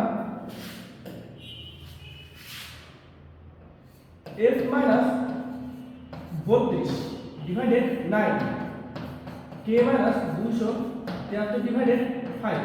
এই সম্পর্কে যে কোনো একটা এর জায়গায় কত এর থেকে কে দাও, দেখবা এই মানটা পেয়ে যাচ্ছে, ঠিক আছে। তাহলে খুবই গুরুত্বপূর্ণ ভাই, যারা মেডিকেল পরীক্ষা দিবা, ঠিক আছে, তাদের জন্য এটা খুবই গুরুত্বপূর্ণ, এটা মাথায় রাখতে হবে, ঠিক আছে। তো এইটা গেল। এবার এখান থেকে বিভিন্ন তাপমাত্রায় যে কোনটায় কোন তাপমাত্রায়, ধরো এই যে আমরা সাধারণত সেলসিয়াস এবং কেলভিনের মধ্যে, সেলসিয়াস এবং কেলভিনের মধ্যে সম্পর্ক জানি, সেটা হচ্ছে 3/5 কে মাইনাস 273 ডিভাইডেড 5। দেখবা এখান থেকে এই লাইনটা আসছে c divided sorry c equal to k minus 273 5, তাহলে কেলভিন ইকুয়াল টু কত? 273 প্লাস সি। এইটা আমাদের সেই গুরুত্বপূর্ণ একটা লাইন, যেটা দেখো আমরা যদি আমরা বলি 10 ডিগ্রি সেলসিয়াস কত কেলভিন, 10 ডিগ্রি সেলসিয়াস কত কেলভিন, ওই জাস্ট এখানে 10 যোগ করে দিব, 273 প্লাস 10 মানে 283 কেলভিন। তাহলে এই যে তাপমাত্রার কোন স্কেলে কোন তাপমাত্রা, একটা স্কেলে একটা তাপমাত্রা আছে, অপর স্কেলে কোন তাপমাত্রা আছে, এই যে তাপমাত্রাগুলো ভাই, এই তাপমাত্রাগুলো বিভিন্ন রকম ভাবে পরিমাপ করার জন্য আমরা এইখান থেকে এই এক স্কেল বিন্দু থেকে দ্বিতীয় বিন্দুটা বুঝতে পারি বা বুঝি। তাহলে আমাদের এতদূর গেছে, ঠিক আছে। একটু খেয়াল করো, এইবার আসতে হচ্ছে যে আমাদের তাপ এবং তাপমাত্রা নিয়ে কিছু ম্যাথমেটিক্যাল টার্ম, তার জন্য আমাদের কাছে কিছু জানতে হবে, ঠিক আছে। প্রথমত মনে করো আমাদের এখানে কি আছে, এখানে ধরো তাপ আছে। তো আমার ভাই কথা বলো তো, তাপটা পাবো কোথা থেকে? তাপ উৎপন্ন হতে হবে, তাপ উৎপন্ন হবে, তাপ উৎপন্ন হবে, এখানে তাপ উৎপন্ন হবে, তাপ উৎপন্ন হয়ে তাপ পাবো, ঠিক আছে। এইবার ভাই তাপ উৎপন্ন হয়ে তাপ তো পাইলাম, সে তাপ খরচ করবো না, ঠিক আছে। তাহলে এই পাশে আমরা তাপ ব্যবহার করবো, ঠিক আছে। তাপ কি করবো? তাপ ব্যবহার করবো। অথচ ভাই তাপ উৎপন্ন হয় কিভাবে, ভাই তাপ ব্যবহার হয় কিভাবে, এটা আমাদেরকে আগে জানতে হবে, তারপর আমরা এখানে আসবো। খেয়াল করো, তাহলে যদি বলি তাপ উৎপন্ন হচ্ছে, তখন যেটা মনে রাখবা, খেয়াল করো, তাপ উৎপন্ন গতিশক্তির পরিবর্তনের কারণে, ঠিক আছে। গতিশক্তির পরিবর্তনের দরুন তাপ উৎপন্ন হয়, গতিশক্তির পরিবর্তনের দরুন কি হয়? তাপ উৎপন্ন হয়, ঠিক আছে। তারপরে বিভব শক্তির পরিবর্তনের দরুন, বিভব শক্তির পরিবর্তনের দরুন কি হবে? তাপ উৎপন্ন হয়। এখন তুমি যদি বলো ভাই যে গতিশক্তির জন্য তাপ উৎপন্ন হয়, ভাই তাহলে এইটা মিথ্যা, ঠিক আছে। গতিশক্তির পরিবর্তনের জন্য তাপ উৎপন্ন হয়, এর পিছনে রিজন আছে, খেয়াল করো একটু দেখো। এবং এটা রিজন বলতে আমরা একসাথে রিজন দেখবো না, আমরা একসাথে ম্যাথমেটিক্যাল প্রমাণ দেখবো, ঠিক আছে। এটা সব থেকে ভালো করে বুঝতে পারবো যে এই দুইটা কথা লিখলাম কিভাবে, এই কথা আবার এই কথাটা লিখলাম কিভাবে, এই দুইটা কথা আমরা ম্যাথমেটিক্যাল প্রুফ দেখবো, সমস্যা না। খেয়াল করো, আরেকটা কৃত কাজের মাধ্যমে তাপ উৎপন্ন হয়, কৃত কাজের মাধ্যমে তাপ উৎপন্ন হয়, এই তিন থেকে তাপ উৎপন্ন হয়। এবার তোমার একটু খেয়াল রাখবে ভাই, গতিশক্তির পরিবর্তন আমরা কি জানি? পরিবর্তন হাফ এম ভি,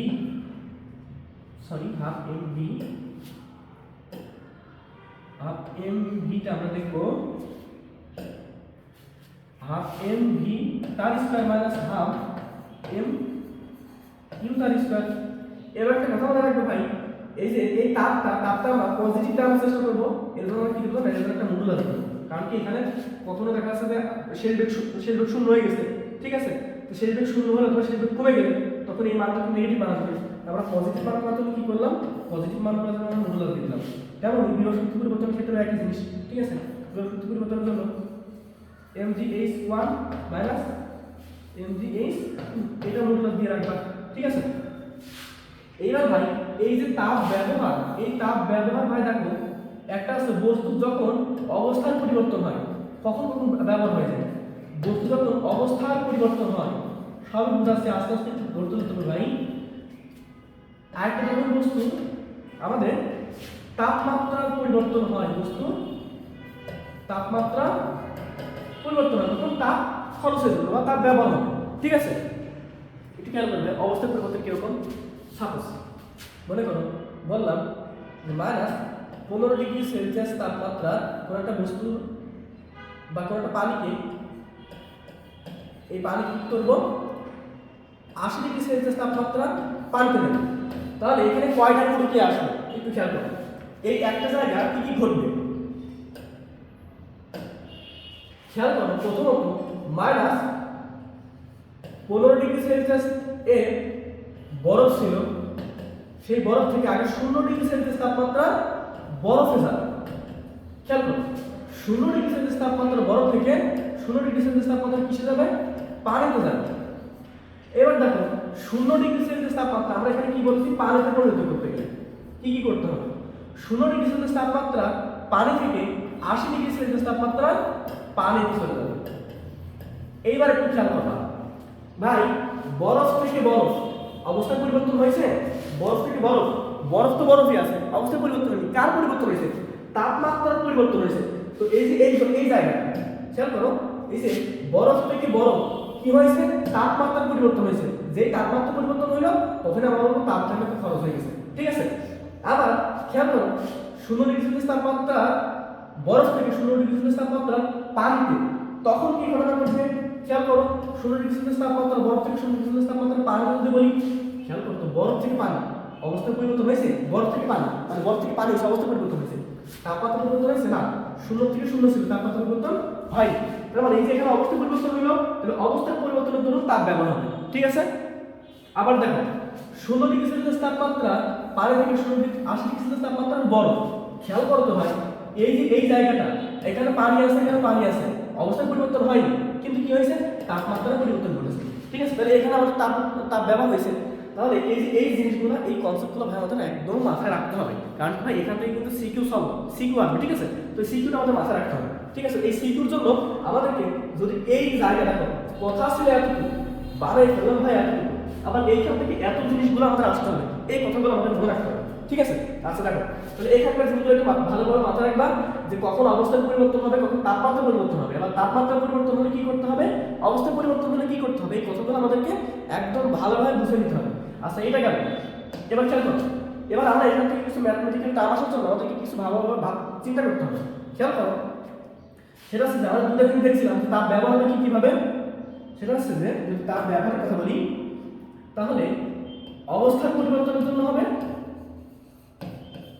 আরেকটা আছে যে তাপমাত্রা পরিবর্তনের জন্য হবে, তাপমাত্রা পরিবর্তনের জন্য হবে। তাহলে দুইটা কারণে তাপের ব্যবহার হবে, ঠিক আছে? তাহলে অবস্থার পরিবর্তন যখন হবে তখন ভাই এম এল এফ এই সূত্র ব্যবহার করবো, অথবা এম এল ভি, একটা ক্ষেত্রে এম এল এফ হয়, একটা ক্ষেত্রে এম এল ভি হয়। আবার তাপমাত্রা পরিবর্তনের ক্ষেত্রে সবসময় এম এস ডেল থিটা, এটা হচ্ছে আমাদের কিউ এর সূত্র, ঠিক আছে? এইবার আসি ভাই, খেয়াল করো, এই যে q is equal to m s del theta, আমরা ছোটবেলায় একটা সূত্র করে আসছি, q is equal to m s del theta. ভাই কিউ কি, কিউ হচ্ছে আমাদের তাপ, কিউটা কি তাপ, এই এমটা কি, এমটা হচ্ছে যে আমাদের যে বস্তু নিলাম সেই বস্তুর ভর, ঠিক আছে? এইটা কি, এটা হচ্ছে আপেক্ষিক তাপ, এটা কি আপেক্ষিক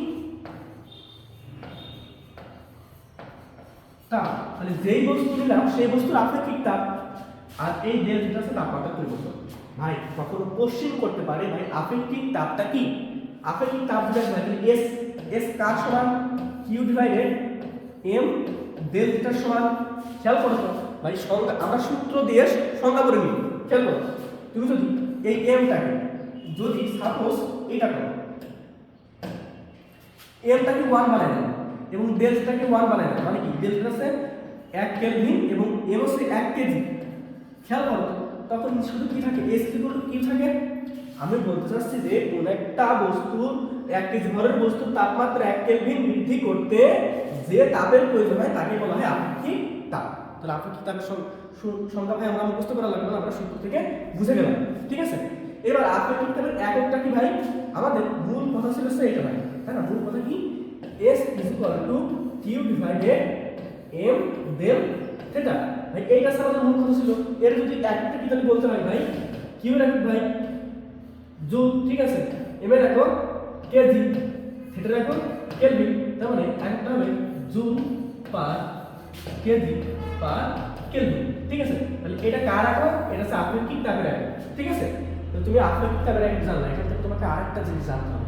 এই যে আমরা এখানে বলছি, এখানে আমরা দেখছি Q is equal to M L F, M L F অথবা M L V, M L F এই এল এফ অথবা এল ভি এই দুইটার একই আর, এবং এটা আসলে কি প্রকাশ করে, এল এফ প্রকাশ করে হচ্ছে যে বরফ গলানোর সুপ্ত তাপ, কি তাপ, বরফ গলানোর সুপ্ত তাপ।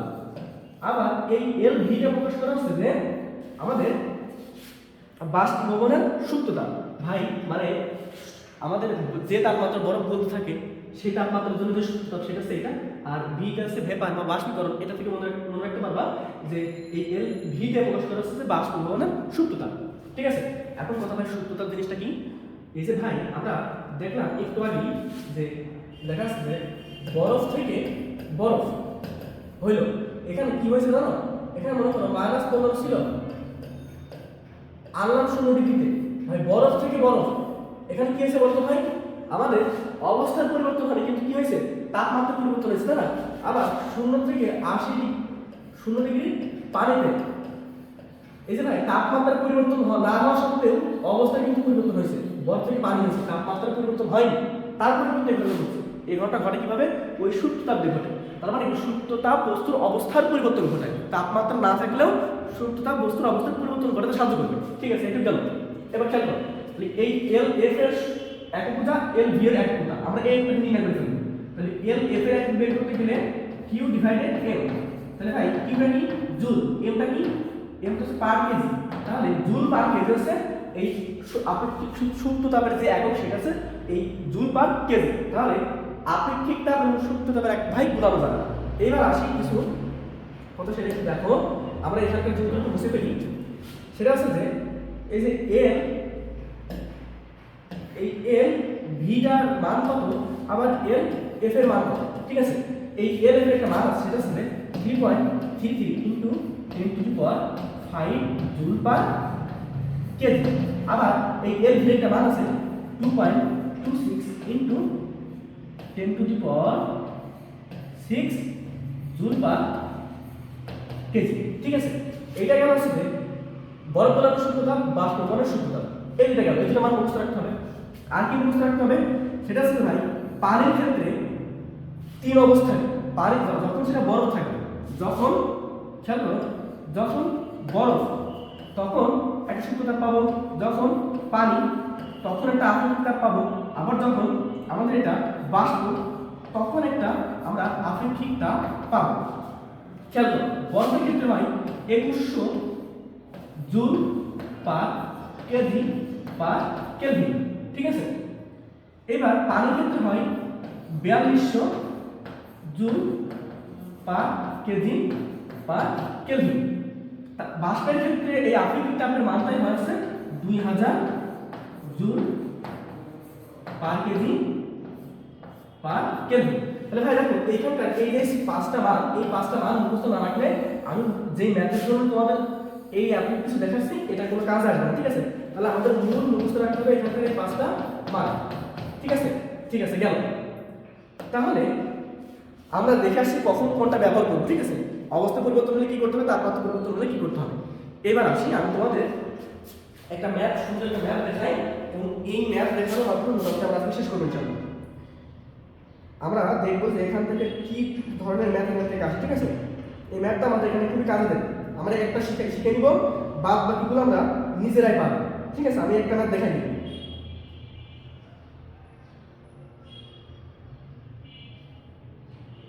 সেটা হচ্ছে যে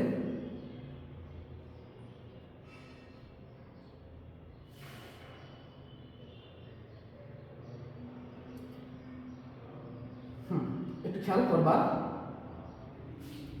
যে একটা কোশ্চিন আছে, ঠিক আছে। যে তনিমা, আমি কোশ্চিন পড়বো, সব লিখবো না, মূল ইনফরমেশন গুলো লিখবো। তনিমা 200 গ্রাম বরফ কি নিছে, দেখো 200 গ্রাম বরফ নিছে। একটা ম্যাথ শেষ করবো ইনশাআল্লাহ। 200 গ্রাম বরফ নিছে, তার মানে কি ভর আমরা পেয়ে গেছি কত, 0.2 কেজি। একটা নির্দিষ্ট উচ্চতা থেকে, ঠিক আছে। ধরো এখানে একটা বরফ আছে, এখানে একটা বরফ খন্ড আছে। এই তনিমা কি করছে, এই নির্দিষ্ট উচ্চতা থেকে বরফ খন্ডকে ফেলে দিল, মানে বরফ খন্ডকে ফেলে দিল কোন দিকে, নিচের দিকে। বরফ খন্ডকে কোন দিকে ফেললো, নিচের দিকে ফেললো। যদি নিচের দিকে ফেলে তখন অভিকোষের টান পড়বে, একটা সেই অভিকোষের টানে নিচে পড়বে, ঠিক আছে। এই নিচে পড়ার সময় যে তাপ উৎপন্ন করে, তাহলে এই নিচে পড়তেছে, নিচে পড়ার সময় ভাই নিচে পড়া মানে এখানে একটা এইচ আছে, ভাই এই এইচ আছে মানে কি বলতো ভাই, এই যে তাপ উৎপন্ন হইল নিচে পড়ার সময়, সে যখন নিচে পড়বে তাহলে তাপ উৎপন্ন হবে কারণ কার কারণে, বিভব শক্তির কারণে। ওই যে বলেছিলাম তাপ উৎপন্ন হয় 3টা কারণে, গতিশক্তির দরুন, তারপর আছে বিভব শক্তির দরুন এবং কৃতকাজের দরুন। এখানে তাপ উৎপন্ন হচ্ছে কার কারণে, এখানে তাপ হচ্ছে বিভব শক্তির কারণে, কারণ উচ্চতা থেকে আসে। তাহলে আমি বলেই দিলাম তাপ উৎপন্ন হইল Q = mgh। তাহলে আমরা এখানে লিখে নিই Q কি হচ্ছে, কার কারণে উৎপন্ন হলো তাপ, mgh এর কারণে। mgh এর কারণে তাপ উৎপন্ন হলো, সেই তাপ উৎপন্ন করতে ওরা কারণ 10% বরফ বলে দেবে, ঠিক আছে। কত পার্সেন্ট বরফ বলবে, 10%। সে 10% এখানে গুণ দিয়ে রাখবে, এখানে কি করবো 10% বরফ বলে। এখন এখানে সমস্ত যান্ত্রিক শক্তি তাপে রূপান্তরিত হয়, সমস্ত যান্ত্রিক শক্তি কি হবে, তাপে রূপান্তরিত হবে। এবার আমাদের কোশ্চেন করতেছে 0 ডিগ্রি সেলসিয়াস তাপমাত্রার 200 গ্রাম বরফকে 100 ডিগ্রি সেলসিয়াস তাপমাত্রার পানিতে পরিণত করবে। কি করবে, 0 ডিগ্রি সেলসিয়াস তাপমাত্রার বরফকে 100 ডিগ্রি সেলসিয়াস তাপমাত্রার কি 100 ডিগ্রি সেলসিয়াস তাপমাত্রার পানিতে পরিণত হতে আমাদের কি লাগবে, কত তাপ উৎপন্ন হবে, কত তাপ উৎপন্ন হবে। খেয়াল করো এখানে কি কি আমাদের এখানে কি কি কাজ আছে, এটা একটু খেয়াল করতে হবে, ঠিক আছে। প্রথমত খেয়াল করো, আমাদের যে তাপ উৎপন্ন হয়েছে এটা আমরা বুঝলাম, মানে তাপটা ব্যবহার কোথায় কোথায়, এইটা আমাদেরকে ধরতে হবে, ঠিক আছে। এটা ধরি কিভাবে ধরবো, প্রথমত দেখো 0 ডিগ্রি সেলসিয়াস তাপমাত্রার বরফটা আগে 0 ডিগ্রি সেলসিয়াস তাপমাত্রা পানিতে পরিণত হবে।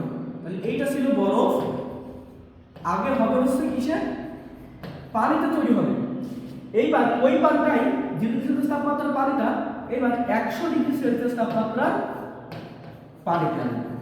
তাহলে আমাদের কি কি আছে দেখো তো, এইখানে আমরা বলেছিলাম যে যদি অবস্থার পরিবর্তন হয়, অবস্থার পরিবর্তনের জন্য অবশ্যই আমাদের MLF অথবা MLD এটা লাগবে।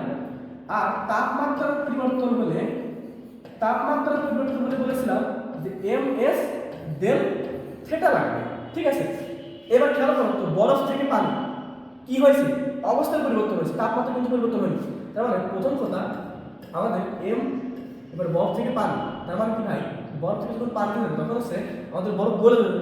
মানে বরফ গলানোর সূত্রটা কোনটা, MLF। ঠিক আছে, বরফ গলানোর সূত্রটা কোনটা, MLF।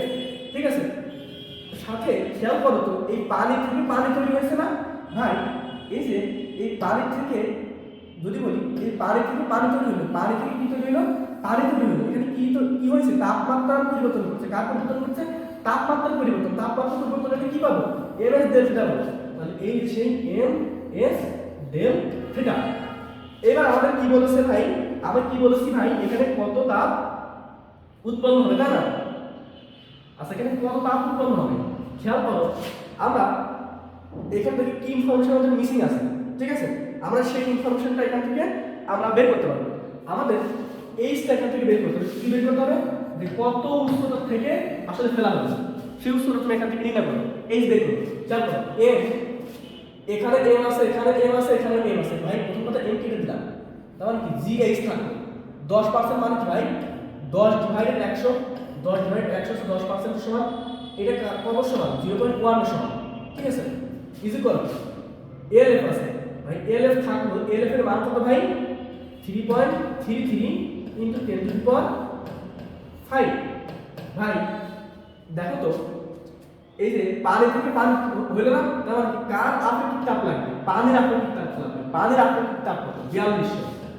কত, 4200। ভাই ডেল থিটা কত, তাপমাত্রা পরিবর্তন কত এখানে 100 থেকে। এবার তোমাদের একটা কথা বলি, আমরা সবসময় তাপমাত্রা মূল এক হচ্ছে কেলভিন, কিন্তু খেয়াল করো যে সেলসিয়াসে আছে, কেলভিনে নিতে গেলে আমাদের 200 সাথে যোগ করতে হয়। যখন পরিবর্তন বলবে মনে রাখবা del C is equal to del K. ঠিক আছে, যদি পরিবর্তন বলে তখন যত সেলসিয়াসে যত পরিবর্তন হবে কেলভিনে তত পরিবর্তন হবে। কিভাবে ভাই একটা কথা বলি, সেটা হচ্ছে যে তোমাদের কিছু বুঝাই। দেখবা 1 ডিগ্রি সেলসিয়াসের জন্য কেলভিন ফারেনহাইট আছে 1 ডিগ্রি ফারেনহাইট, কত হয়, 1 ডিগ্রি ফারেনহাইট হয়। আর কেলভিন আছে 1 কেলভিন। কিসের কারণে, পরিবর্তন, যখন পরিবর্তনের কথা আসে, তাহলে খেয়াল করো তো 1 ডিগ্রি সেলসিয়াস 1 কেলভিন সমান হয়ে গেল না, মানে পরিবর্তন হলে সমান, পরিবর্তন হলে সেলসিয়াস থেকে কেলভিনে যাওয়া লাগে, ওই সেলসিয়াসের পরিবর্তন করে দিলেই সেটা আমাদের ওই অ্যান্সার হয়ে যাবে, 100 মাইনাস 0। ঠিক আছে, এবার আমাদের অ্যান্সার আসবে। খেয়াল করো, আমাদের এখানে কার লাগবে, এইচ এর লাগবে।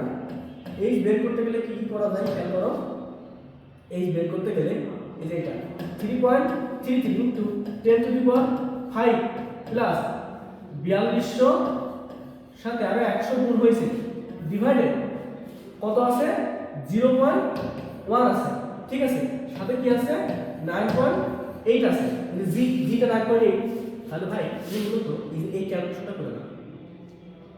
তুমি ভাই এই ক্যালকুলেশনটা এইটা করলে আমাদের যে এটা বের হবে সেটা আমাদের অ্যান্সার হবে। ভাই বলো তো, যে আমি যেটা দেখালাম ভাই এটা কতটা গুরুত্বপূর্ণ তুমি বুঝছো? একটা ম্যাথ থেকে কিন্তু আমরা অনেক কিছু শিখতে পারতেছি। আমাদের উচ্চতা বের করতে বলছে, উচ্চতা বের করতে পারলাম, কত উচ্চতা থেকে আমরা এইখানে সমীকরণে যা বের করতে বলতে পারবো আমরা তাই বের করতে পারবো।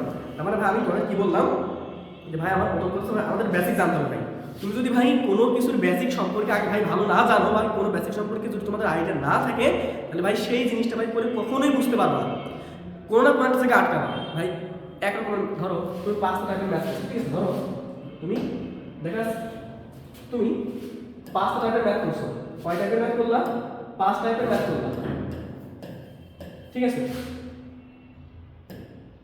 এই 5 টাইপের ম্যাথ করার পরে ভাই তোমার এমন হতে পারে না যে তোমার ওই বোর্ডে 5 টাইপের বাইরে আরো ম্যাথ আছে, সেই ম্যাথ সলিউশন করতে গিয়ে তুমি এবার আটকালাম, তখন তুমি কি করবা? এই 5 স্টেপের ম্যাথটা তুমি করে চলে আসবে, করে বুঝে গেলে যে এই 5 স্টেপের ম্যাথই বারবার বলে আসছে, এটা করলে আমাদের পরীক্ষায় হয়ে যাবে। ভাই ধরো পরীক্ষায় এর বাইরে অনেক টাইপ থেকে আসছে, কিন্তু যদি তুমি বেসিকটা জানতে তখন ভাই তোমার সহজে ওইটা হয়ে যেত। তাহলে ভাই আমাদের ওইখানে পরীক্ষা গিয়ে কিন্তু তুমি অ্যান্সার করতে পারো না। মানে আমাদের কি দরকার? ভাই আমাদের বেসিক দরকার। ঠিক আছে, এবার আমি তোমাদের পার্টি এমসিকিউ, ঠিক আছে, এমসিকিউ দেখাই। যেমন ভাই কোথা থেকে আমি যেটা দেখালাম সেখান থেকে কোন কোন টাইপ থেকে এমসিকিউ আসবে খেয়াল করো। প্রথম কথা হচ্ছে ভাই ত্রোধবিন্দু, কোন পদার্থের ত্রোধবিন্দু কত, কোন পদার্থের ত্রোধবিন্দু কত। তারপরে এটা হচ্ছে এমসিকিউ পার্ট, আমি আজকে যা দেখালাম এর মধ্যে এমসিকিউ যা থাকবে। তারপর আছে সেলসিয়াস, ফারেনহাইট এবং কেলভিন, এই তিনটা সম্পর্ক দিয়ে আমাদের এমসিকিউ থাকবে। এবং এখান থেকে যে del t is proportional to del x অথবা t is proportional to x, এইখান থেকে এমসিকিউ থাকবে। ঠিক আছে,